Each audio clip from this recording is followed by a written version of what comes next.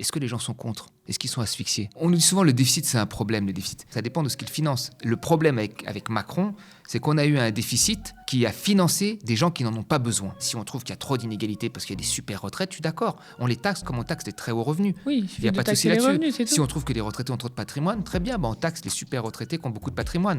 Et là, on rééquilibre les choses. Mais là, vous n'entendrez jamais de la bouche de ces gens cette solution-là. Ils veulent taxer les pensions.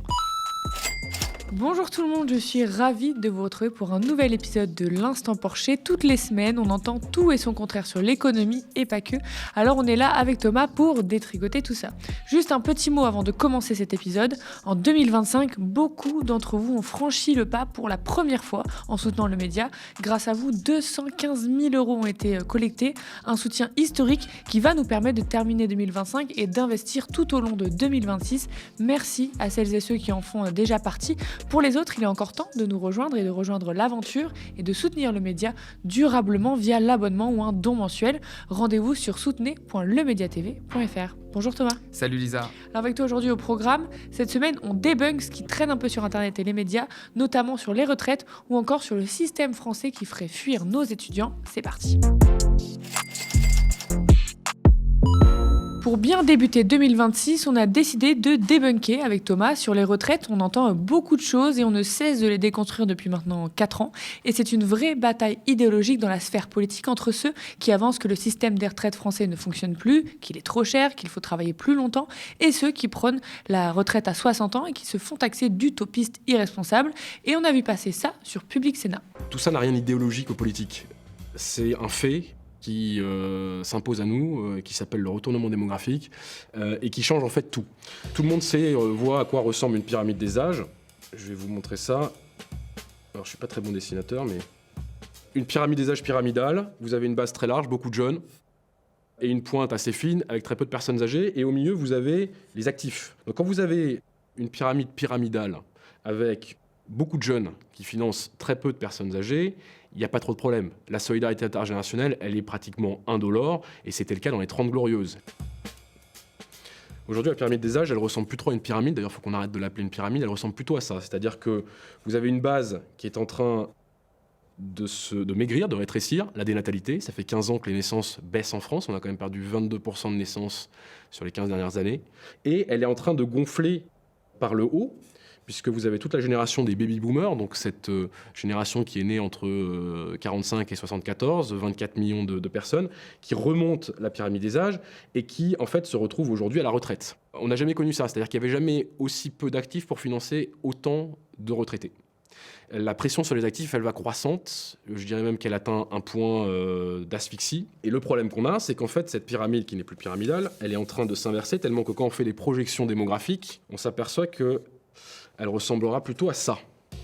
Donc vous voyez, énormément de retraités, avec de moins en moins d'actifs, et encore moins d'actifs à l'avenir pour les financer. On va avoir un vrai problème, il va falloir réfléchir à financer ça autrement.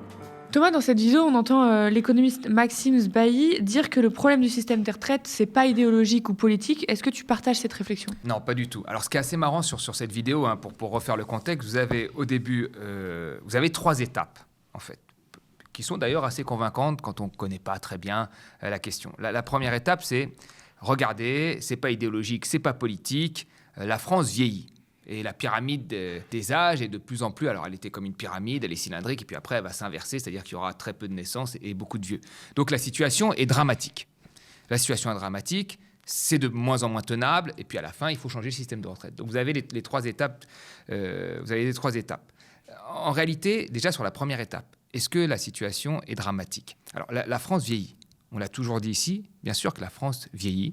C'est plutôt une bonne nouvelle, moi je pense. On a une espérance de vie qui est supérieure à d'autres pays, notamment les États-Unis, qui n'ont pas la sécurité sociale et qui ont un système de santé plutôt privé, qui coûte plus cher et avec une espérance de vie moins importante. Donc c'est une bonne nouvelle. Mais par contre, est-ce qu'il faut dramatiser la chose ? Ça, on n'en est pas sûr encore à 100%. Il est vrai que les natalités baissent depuis plus d'une dizaine d'années, c'est la vérité. Mais ça a été le cas dans les années 80-90, puis c'est remonté dans les années 2000-2010. Là, vous avez une génération où il y a une forte natalité 2000-2010 qui va bientôt arriver à l'âge où elle fait des enfants, de plus en plus tard. Et là, on verra si la situation est aussi dramatique qu'on nous le dit. Donc ça vieillit. Est-ce que c'est aussi dramatique qu'on le dit ? Ça, je laisse on met un point d'interrogation. Et ce n'est pas moi qui le dis, c'est l'INED, l'Institut national de la démographie. Donc ça, c'est la première chose. Ensuite, tout système de fiscalité est un système qui se veut être à minima politique. Vous avez d'un côté les constats que l'on fait sur l'évolution démographique, puis après vous avez le choix de l'allocation des ressources que vous mettez, et ensuite vous avez le consentement des gens, est-ce qu'ils veulent le faire ou pas. Donc dire d'entrée de jeu, c'est pas politique, c'est un constat comme ça, et donc c'est dramatique. Déjà, le constat n'est pas aussi dramatique, et deux, chaque fois, les choix de fiscalité sont des choix qui sont toujours politiques. Puis là, on fait un constat des dépenses et pas un constat des recettes. Ça aussi, c'est très politique de prendre ce point de vue-là. Bien sûr. Après, le constat démographique est là en partie, mais bien sûr qu'après, on peut toujours trouver des recettes si on décide que la population vieillit, qu'on veut consacrer une plus grande partie des richesses au vieillissement de la population et donc aux seniors. Et ça, c'est encore des choix qui doivent être déterminés démocratiquement. On ne peut pas évincer d'un côté la partie recette, par exemple, ou la partie de la volonté des gens qui voudraient soutenir ce système-là. L'économiste, tu l'as dit, avance un argument beaucoup entendu, notamment par les libéraux, pour défendre la réforme des retraites et le recul de l'âge de départ, c'est qu'il n'y a pas assez d'actifs pour le nombre de retraités, qui augmente. Et on entend même cette phrase, la pression sur les actifs atteint un point d'asphyxie. Qu'est-ce que tu en penses? Est-ce que tu es d'accord? Alors là, voilà, c'est la deuxième étape. Après la première étape du constat très alarmant, beaucoup plus alarmant à mon avis que la réalité. Il y a la deuxième étape, c'est les gens sont asphyxiés. Alors sur quel principe il dit ça en fait? Les gens sont asphyxiés parce qu'ils payent trop de cotisations pour les retraites, de charges des actifs, ça pèse trop pour eux. Alors ça, c'est une idée que les libéraux infusent depuis la réforme des retraites, très fortement, moi je trouve, depuis la réforme des retraites de 2023. Parce qu'on s'est rendu compte que 8 personnes sur 10 étaient contre cette réforme des retraites. Donc ça veut dire que 8 personnes sur 10 soutenaient le système de répartition comme il était. Et d'ailleurs, ça a tellement déplu au gouvernement qu'il a viré le président du corps à l'époque en disant qu'il ne permettait pas d'éclairer la prise de décision des gens, d'éclairer les gens, parce que éclairer les gens, ça veut dire pour eux rejeter ce système de retraite. Donc la deuxième attaque des libéraux, ça a été celle-là, de dire « Ah mais on est de moins en moins d'actifs, ça pèse de plus en plus sur nous, et donc on n'en veut plus ». Mais d'accord, très bien, ça pèse, effectivement. Il y a des cotisations, on met à peu près 15-16% de notre PIB aux retraites. Oui, c'est un coût qu'on a choisi. Est-ce que les gens sont contre? Est-ce qu'ils sont asphyxiés? Dans les statistiques, plutôt non. Malgré le nombre d'attaques qu'il y a eu, plutôt non. Et c'est là qu'on en vient à ce que j'ai dit, effectivement, dans la première question, c'est la fiscalité est un choix politique. Quand on a taxé les très très hauts revenus dans les années 70, mais à un taux marginal très élevé, qui n'a rien à voir avec la taxation des revenus aujourd'hui, c'était un choix politique. Quand on a taxé l'impôt sur les sociétés, ça a été un choix aussi politique. Donc les impôts, c'est des premières choses, des évolutions. Est-ce que l'on doit taxer les entreprises parce qu'elles en ont besoin? Est-ce qu'il faut veiller plus sur les retraités et les malades? Donc c'est des constats d'évolution de la société. Ensuite, c'est des choix politiques. Où on met l'argent, et ensuite la troisième partie, c'est l'acceptation de la population, le consentement. Jusqu'à preuve du contraire, encore aujourd'hui, les gens sont attachés au système de retraite par répartition, ils ne veulent pas de décalage de l'âge de départ, et donc il faut aussi entendre ça, et pas leur dire que c'est de plus en plus difficile, ils n'en veulent plus. Non, c'est plutôt l'inverse, ils en veulent, donc pourquoi dire que ça doit s'arrêter? Est-ce que tu trouves qu'il y a un angle mort là dans l'analyse qu'on a entendue? Il y a un angle mort, il y a 6 millions de chômeurs. Vous avez en fait 17% de la population active, quand on prend le chômage, les gens qui sont au chômage sont dans la catégorie A, les gens qui sont en sous-emploi, c'est-à-dire les gens qui voudraient travailler plus, qui ont un emploi précaire et qui voudraient travailler plus, et le halo du chômage, c'est-à-dire les gens qui voudraient travailler mais qui ne sont pas inscrits sur les listes des chômeurs. Quand vous prenez tout ça, vous êtes à une population quand même assez énorme qui a envie de travailler. Ça, c'est la première des choses. Et puis après, il y a une autre chose, bien sûr, alors là, personne ne veut en parler. C'est les premiers à afficher le système de retraite, mais personne ne veut en parler. C'est aussi l'immigration. Quand vous avez une pyramide des âges, vous avez recours à l'immigration, qui est plutôt jeune, qui a envie de travailler, etc. Et vous rééquilibrez, et vous avez une pyramide des âges beaucoup plus cylindrique. Donc, il y a aussi, bien sûr, des analyses, quand on prend en compte le chômage, et quand on prend en compte l'immigration, et quand on prend en compte aussi la productivité du travail. Parce que quelle est la richesse que l'on crée en une heure de travail? Quelle va être celle que l'on va créer en une heure de travail avec les soi-disant les nouvelles technologies? Normalement, elle devrait être supérieure. Donc, si elle est supérieure, qui doit récupérer cette partie, en partie, la productivité? Il n'y a pas que les actionnaires. Il y a aussi le modèle social. Donc ça, c'est aussi des éléments qu'il faut prendre en compte quand on analyse l'évolution du système des retraites. Alors, autre argument contre le système de retraite français, c'est la dette. On entend beaucoup parler, on nous l'a rabâché ces dernières années. Il y a Nicolas Dufour, qui est PDG de la Banque publique d'investissement, qui a livré son analyse et expliqué que les Français devraient travailler jusqu'à 68 ans. Regardez. En 81, avec la retraite à 60 ans. Déjà, à l'époque, on ne pouvait pas se payer. Mais personne ne s'en est réellement aperçu. Quand on a voté cette loi-là, c'était en janvier, elle a été implémentée en janvier 82, il n'y avait même pas de scénario démographique, vous vous rendez compte ? Les premiers scénarios démographiques ont eu lieu en 83-84, et on a découvert l'immensité en fait de la bêtise qu'on avait faite. Et on rame derrière depuis cette époque-là. Voilà. Et les 2000 milliards de dette sociale sur les 3500 milliards total de la dette française sont pour une très grande partie de la dette de retraite. On est dans une des étapes du voyage dont on connaît la fin. Quelle est la fin ? La fin du voyage, c'est qu'on travaillera plus tard.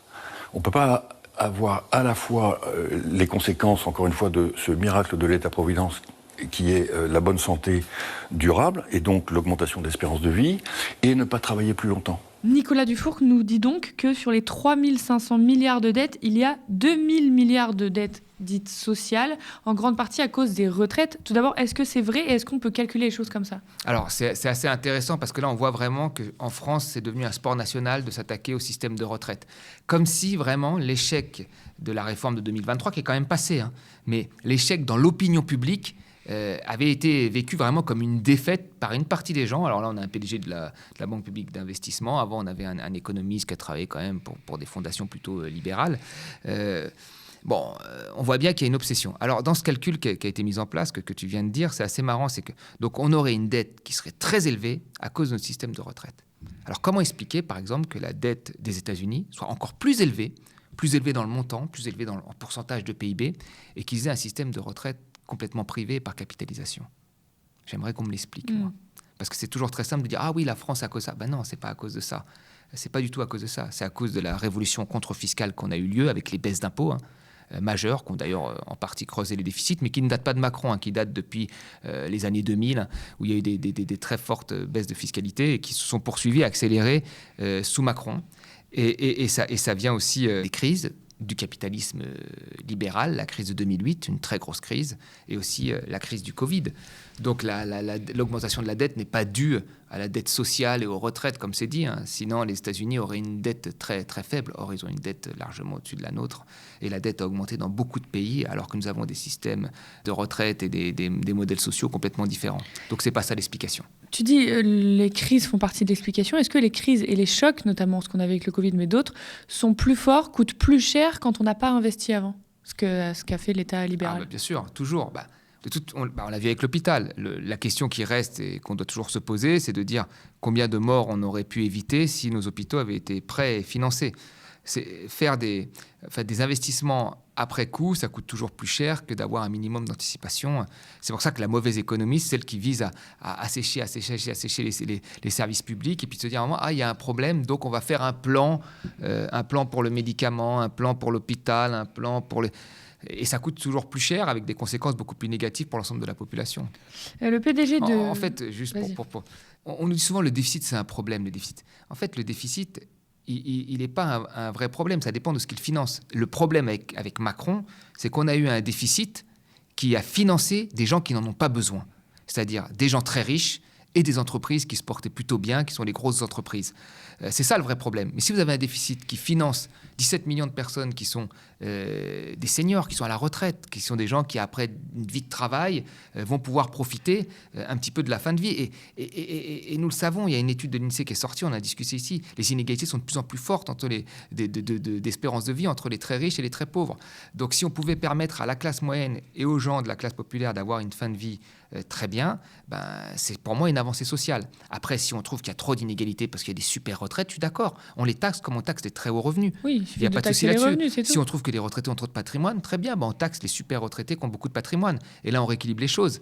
Mais là, vous n'entendrez jamais de la bouche de ces gens cette solution-là. Ils veulent taxer les pensions. Or, la pension moyenne, c'est 1 600 €. Le PDG de BPI France avance qu'on ne peut pas se réjouir, je cite, du miracle de l'État-providence avec une espérance de vie qui augmente sans travailler plus longtemps. Tu l'as dit, il omet complètement les statistiques sur l'espérance de vie en bonne santé ou le rapport de classe dans l'âge de la mort. Hein. D'ailleurs, les dernières analyses montrent un écart qui se creuse de l'espérance de vie des plus riches et des plus pauvres. Donc on voit vraiment là on ne peut pas dire... il vend la France comme un État-providence... avec une espérance de vie qui augmente, qu'il ne faudrait pas se plaindre et que c'est pour ça qu'on devrait travailler plus longtemps, il oublie toute une partie de l'histoire. Là. Mais bien sûr, quand on l'a toujours dit ici, ce qu'il faut regarder, c'est toujours l'espérance de vie à 60 ans. On a vu qu'elle bouge très peu, de quelques mois pour les hommes et de 0 pour les femmes ces 10 dernières années, et que les 2 années qui ont été prises à la retraite ont été prises sur les dernières années de vie face à la mort. Et on sait très bien qu'il y a une grosse partie des gens qui arrivent à la retraite, qui n'arrivent même pas à la retraite, qui meurent avant. Oui, 68 ans, c'est même pas la peine. Il n'y a plus de classe populaire. Et que l'espérance de vie à 50 ans est déjà... La probabilité d'avoir une maladie à 50 ans ou de mourir à 50 ans est déjà beaucoup plus élevée pour les classes populaires que pour les classes riches. Donc on ne peut pas dire comme ça, de manière paramétrique, qu'on va augmenter le temps de travail, parce qu'on sait très bien qu'en fait, une partie de la population est la plus pauvre, encore une fois, la plus pauvre, va être plus fortement impactée que les autres. Moi, je suis étonné qu'on soit à la tête d'une banque publique d'investissement et qu'on se mette à critiquer comme ça l'État-providence. Oui, justement, est-ce que c'est sa place au PDG de la BPI là, de livrer une telle analyse ? C'est ça qui est assez marrant. Quand on l'a dit plusieurs fois ici, les retraites sont une obsession pour l'élite française. Sont une obsession parce qu'il y a trop d'argent. Il y a trop d'argent qui bénéficie à une partie de la population et ça les dérange. C'est un système public. 300 milliards, des assurances privées aimeraient récupérer une partie de ce pactole. Et donc, il y a des attaques, mais constantes, et on le voit bien là, contre ce système de retraite. Et là, ce qui est le plus étonnant, c'est qu'on a quand même quelqu'un qui est à la tête d'une banque publique d'investissement, donc il se devrait de soutenir quand même à un moment l'État-providence, le modèle social. On ne verrait jamais dans un autre pays, moi, me semble-t-il, quelqu'un qui représente finalement la banque d'État et qui va critiquer l'État-providence. Et puis surtout, il a sorti un livre là-dessus. Bon, il a le droit, il n'y a pas de souci. Mais moi, j'aimerais l'entendre, M. Dufour, sur les investissements de la France, sur les investissements stratégiques, comment il voit la politique industrielle des 20, des 30 prochaines années, où est-ce qu'il doit investir pour relancer le PIB et baisser la dette en pourcentage de PIB, comme on l'a dit. Visiblement, ça l'intéresse moins que la retraite, alors que son poste, justement, est de choisir là où il faut investir pour que nous soyons souverains dans les années à venir. Ça l'intéresse moins que la dette, bizarre, et que la retraite. Est-ce que ce qui se retrouve beaucoup dans leur discours là, aux libéraux ou aux défenseurs de l'idéologie libérale, c'est à chaque fois de parler de l'État-providence comme si c'était un cadeau qu'ils faisaient aux classes moyennes et aux classes populaires, comme si ces gens-là, qui sont les plus nombreux, en fait, ne travaillaient pas, ne cotisaient pas, ne participaient pas à leur richesse à eux. Comme si, c'est pas un cadeau, l'État-providence. Non, c'est un système. Oui, tout à fait, c'est un système. Et on l'a dit, c'est un choix politique. À la fin de la Deuxième Guerre mondiale, certains économistes ont dit ça va être la stagnation séculaire, on ne va rien pouvoir faire, c'est-à-dire qu'il n'y aura pas de croissance, ça va mal se passer. On a eu les 30 Glorieuses. Et les 30 Glorieuses, ça a été une partie, sans l'idolâtrer complètement, mais là où il faut en retenir des bonnes choses, c'est que ça a été une partie où on a développé finalement l'État social, les retraites, on a développé plein de choses positives. On a développé la sécurité sociale, les congés payés, etc. On avait une stratégie également sur l'industrie. Et on l'a fait alors que nous sortions de la guerre. Et la réalité, c'est que nous avons eu de l'activité, que nous avons réussi quand même à élever le niveau de vie de l'ensemble de la population. Et aujourd'hui, c'est ça qui est intéressant, c'est pas les retraites pour taper dessus, et pour aller vers quel système ? Parce que c'est ça le but. Le système par capitalisation, qui a aussi des problèmes démographiques, parce que vous savez, quand vous placez votre argent en bourse, à un moment, vous gagnez de l'argent quand vous le revendez. Si derrière, il n'y a personne qui achète parce qu'il y a un problème de démographie, il y a un aspect aussi démographique qui joue sur la capitalisation. Et puis, faisons le bilan. Le système de retraite est né à l'après-guerre.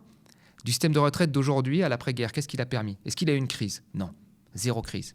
Est-ce que la capitalisation, c'est-à-dire la finance, a eu des crises ? Oui, beaucoup de crises. Est-ce qu'il a atteint son but, c'est-à-dire sortir les seniors de la pauvreté ? Oui. Nous avons le taux de pauvreté, on l'a dit 1 million de fois, le taux de pauvreté des retraités le plus faible au monde. Donc il est arrivé finalement à ce qu'il voulait. Il a réussi. Et malgré tout, des gens, plutôt que de se féliciter de cette réussite, nous avons mis les seniors à l'abri de la pauvreté, nous n'avons pas eu de crise majeure. Les gens, depuis des années, ça ne date pas d'hier, nous disent qu'il va y avoir une grosse crise, que c'est catastrophique, que ça fonctionne mal, qu'il faudrait un autre système. L'autre système, c'est pas sûr qu'il fonctionne mieux. Ça montre bien que c'est un sujet finalement très idéologique, où à chaque fois le débat... part il y a un mauvais départ du débat, un mauvais point de vue dès la base, en fait. tout est idéologique. Dans les choix économiques, il y a toujours une idéologie. C'est-à-dire, et on l'a souvent dit ici, il faut la résumer très simplement, pour ne pas rentrer dans des combats d'auteurs, de voix. Et chaque fois que vous avez une réforme, vous devez vous dire à qui cela profite. Voilà. Si je fais de la capitalisation, à qui cela profite ? Est-ce que ça profite vraiment aux jeunes actifs qui travaillent ou est-ce que ça profite aux fonds d'assurance qui veulent cet argent des retraites ? Le terme à qui cela profite est important. Et important c'est toujours la question qu'il faut se poser quand il y a un type de réforme.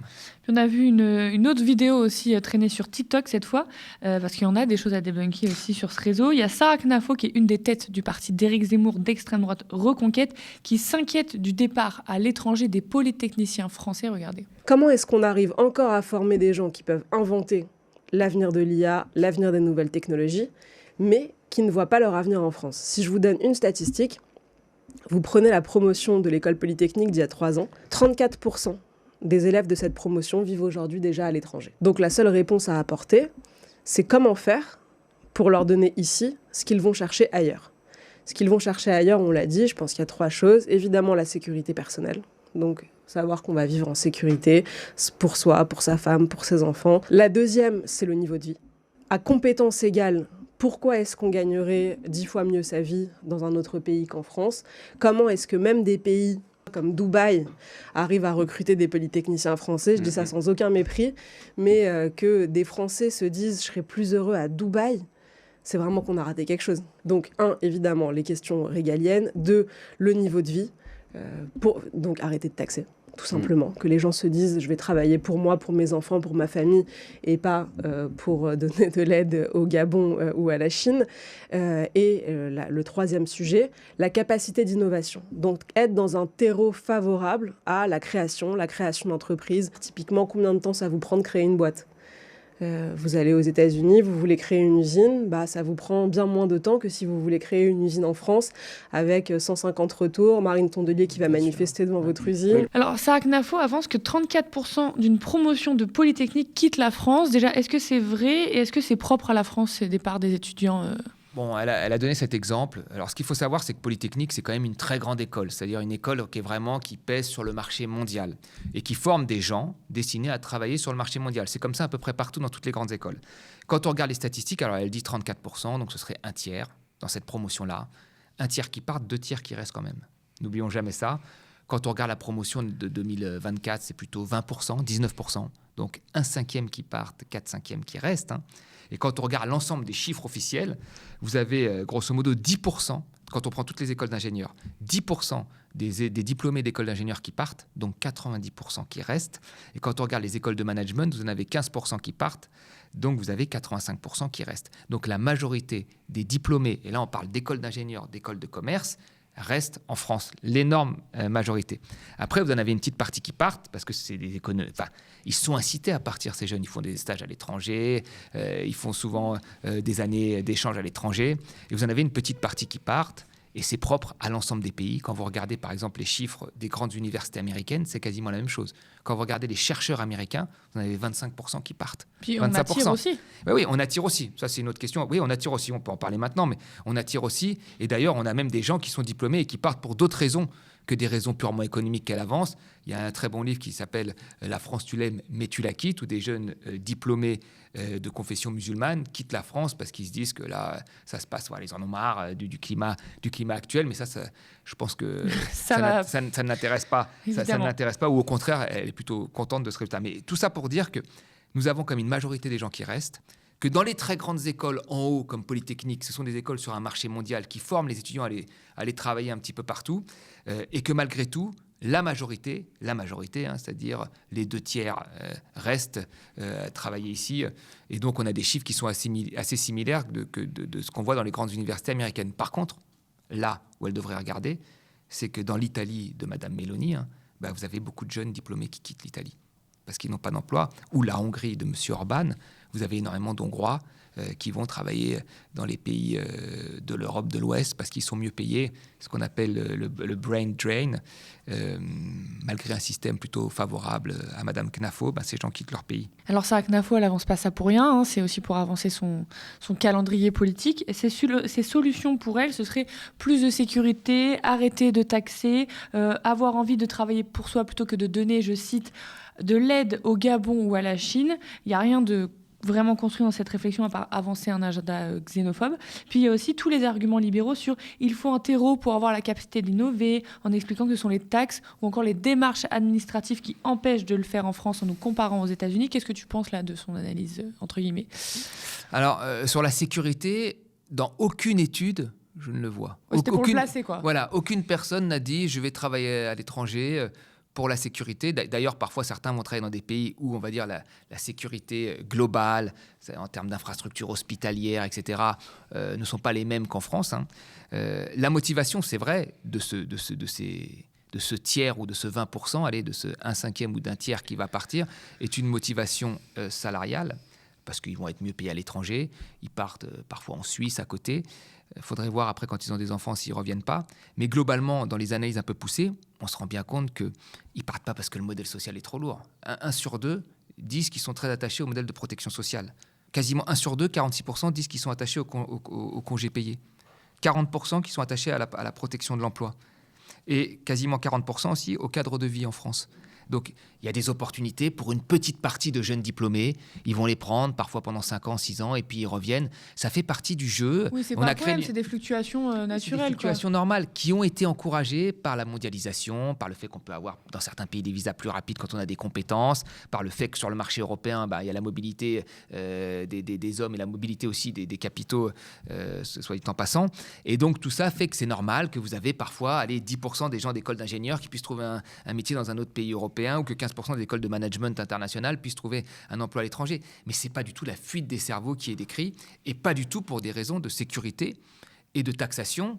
Quand on regarde les études un peu plus poussées, c'est pas hyper représentatif. C'est quand même quasiment 50% des gens qui vous disent qu'ils sont contents du modèle social français. Et puis quant à la dernière, sur l'innovation, moi je me souviens que j'avais lu à l'époque le programme d'Éric Zemmour en 2022.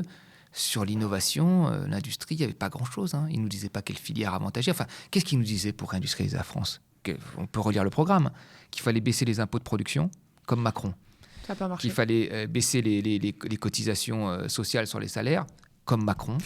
Et qu'il fallait investir dans le nucléaire, comme Macron 2 et comme le RN. Donc voilà ce qu'il nous disait pour réindustrialiser. Voilà. Quel secteur, comment faire interagir les secteurs, faire de la planification, comme le général de Gaulle, que soi-disant Zemmour aime beaucoup. Il y avait quasiment rien, si ce n'est rien du tout même. C'était le néant. Donc là-dessus, sur les capacités d'innovation, avant même de penser que l'innovation vient parce qu'on taxe moins ou parce qu'on arrive à faire une usine plus rapide, la littérature économique a montré que c'était un peu plus compliqué que ça. Il faudrait aussi avoir un plan d'innovation. D'ailleurs, citons une étude qui avait beaucoup interrogé les économistes à un moment, c'est qu'il y avait des pays qui avaient énormément de législation, de normes pour créer des usines. La Corée du Sud, le Japon. La Corée du Sud, fallait à l'époque 299 permis pour construire une usine. Et ces pays-là attiraient beaucoup plus d'investissements directs étrangers que des pays, par exemple, africains, qui avaient suivi les préceptes du FMI et qui avaient déréglementé leur économie, qui n'arrivaient pas à attirer autant d'usines. Donc, vous voyez, il n'y a pas que cette question de réglementation dans la capacité à innover. Il y a aussi le fait de est-ce que tu as un plan, est-ce que tu as un objectif et est-ce que tu t'y tiens. Si tu t'y tiens, peut-être que tu vas faire en sorte que certaines entreprises vont s'inscrire dans des filières qui vont être soutenues par l'État ou derrière lesquelles il y aura des facilités et donc vont venir s'installer. Merci pour ce debunk, on va en faire de plus en plus en 2026, vous nous direz si ça vous a plu. J'attire une dernière fois votre attention avant de se quitter. En 2025, beaucoup d'entre vous ont franchi le pas pour la première fois en soutenant le média. Grâce à vous, 215 000 € ont été collectés, un soutien historique qui va nous permettre de terminer 2025 et d'investir tout au long de 2026. Alors merci à celles et ceux qui en font déjà partie. Et pour les autres, il est encore temps de rejoindre l'aventure et de soutenir le média durablement via l'abonnement ou un don mensuel. Rendez-vous sur soutenez.lemediatv.fr. Spectateurs, abonnés, donatrices et sociaux, je vous dis à la semaine prochaine.